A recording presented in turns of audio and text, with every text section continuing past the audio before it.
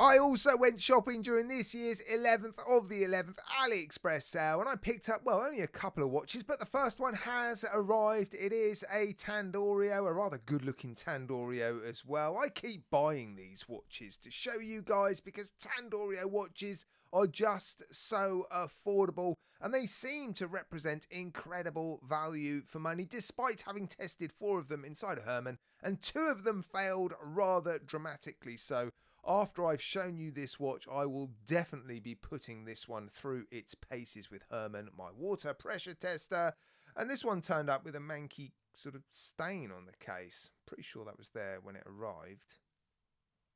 Of course, it's exciting when new watches turn up, but it's not that exciting. Right, let me show you the watch, and while I'm sorting it out, I'll run through some of the basic specifications. Here it is, a red dial monster homage. I think the red dial version is the only colour really to go for with these watches because, well, the dial looks like a mouth and the red sort of looks a bit like blood.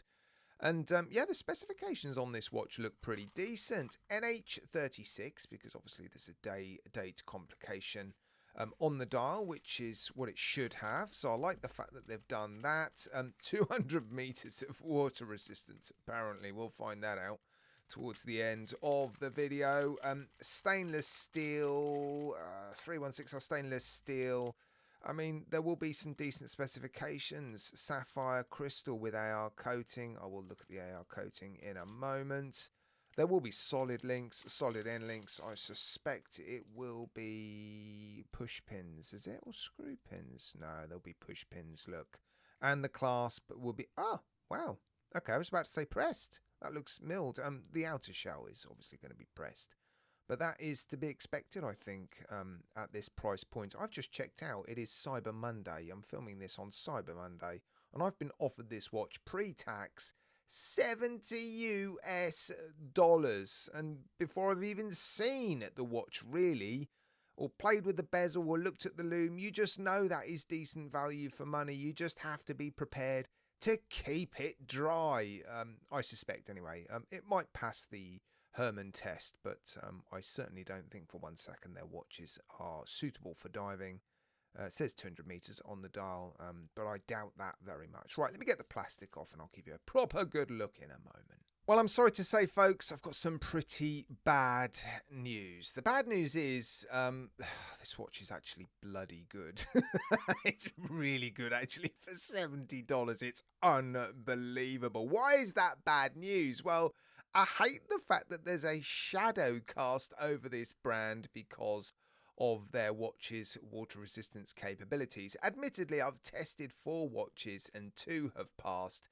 2 have failed really quite dramatically. They basically offered no resistance at all. So I sort of face this dilemma. I don't like to necessarily show these watches and promote them because I don't like to guide people towards watches with questionable water resistance, but when they're made as well as this and they look as good as this and they cost as little as this, it's hard to ignore them, isn't it? I mean, who actually takes their dive watches diving and who really swims with them? Admittedly, I wouldn't want to even wash my car wearing this watch, but I don't actually get that many of my watches wet.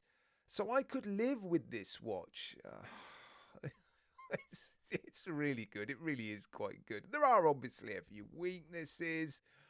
I'm struggling to remember what they are now. Hang on. I'm pretty sure there were some weaknesses. Well, I haven't tested the loom yet. The alignment's pretty good on the bezel. The bezel action is actually really, really nice. Yeah, I'm just blown away, to be honest. I think this is probably Tandorio's best watch. The best watch of theirs that I've handled anyway. I mean, listen to that bezel action. It's really smooth as well. Bezel lines up really, really nicely. Let me just quickly show you that. There is a little bit of back play, look, but yeah, I mean, the bezel alignment may not be perfect, but that's pretty good. And yeah, don't forget sapphire crystal. I don't rate the AR coating at all, actually. I'm not completely convinced there's any AR coating on that crystal, and if there is some, it won't be much, but the dial looks to be very, very nicely finished. And the steel finishing is good as well. I mean, it's not great, it's not amazing, but it's good. The polished surfaces are a bit streaky, but the brushing is nice. It's probably better than you would expect for $70, and the case seems to be nicely finished. I mean, these corners are a little bit sharp. You have to be a little bit careful when rotating the bezel not to get your skin trapped between this sort of guarded section of the case. But it is a fairly, what's the word I'm looking for? Faithful homage, isn't it? A sort of early Monster homage, and I think they've done a good job. The hands look to be a decent size. They're black as well. Screw down case back, screw down crown. The crown action is nice. It's an NH36, so yeah, I will pop it on the time grapher. I haven't put it on the time grapher yet, but I suspect it's running okay, and if not, you can easily adjust them.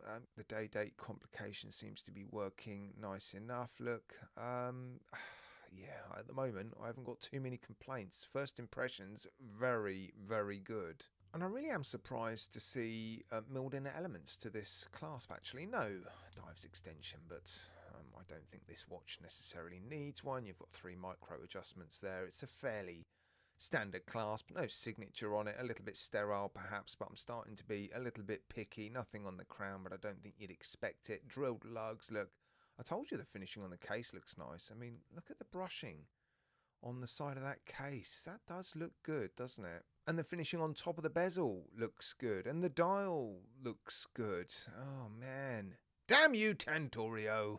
Right, let's test the loom. I'm going to film the loom now, and yeah, then I'll be able to tell you whether or not it's any good. Well, I've just finished filming the 5-minute loom degradation test, and I am pleased to report the loom is actually pretty good. It's definitely better than I was expecting. It's a touch weaker on the hands than it is in the indices. The indices, though, were very, very bright, and wow, it's just better than I was expecting. Right, it's time to break out Herman and test this thing for any water resistance. Right, I've decided to perform the more risky test where I increase the pressure with the watch in the water. Instead of doing the normal test where you increase the pressure when the watch is above the water, drop the watch into the water and then release the pressure, because with that particular test, you're looking to see how many bubbles come up. And with this watch, there's a lot of nooks and crannies for air to get trapped and hide. And so I think with that particular method with this watch, it's going to be very difficult to determine whether or not it's a pass or a fail. So I'm going to drop the watch into the water and take a risk. I could potentially ruin this watch, but you know, it is a fairly affordable watch, and the purpose of these reviews and tests is of course to perform this sort of stuff. So right, let's start to increase the pressure and see what happens. This isn't going to be that easy, given I've got a microphone and a camera in front of me. So I'm going to have to take my time. Now I have checked the screw down crown, obviously, to make sure that it was screwed down properly. And I did just check the case back as well, and that seemed to be done up pretty tightly. I think you would normally perform those tests if you were to take a watch like this swimming or diving. So I don't think it's unreasonable that I've tested those 2 elements. Oh well, we don't have any issues so far. The watch is still working.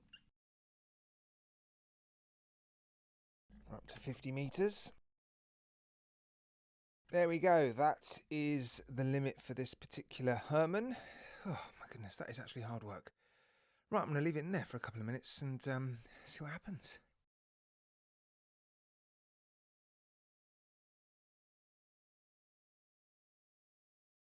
Right, I think that's long enough. Still working. That's really good news, isn't it? I will open up the watch and have a look inside to see if there has been any water getting into the movement. It doesn't look like there's any in the front of the watch, so let's release the pressure and rescue this Tandorio.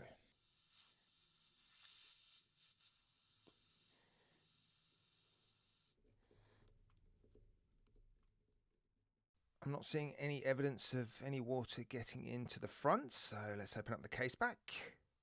So there is a little bit of water on the outside of that O-ring, but I can't see any evidence of any water getting into the case back. So yeah, I'm happy that this watch has passed this test with flying colours. Unbelievable.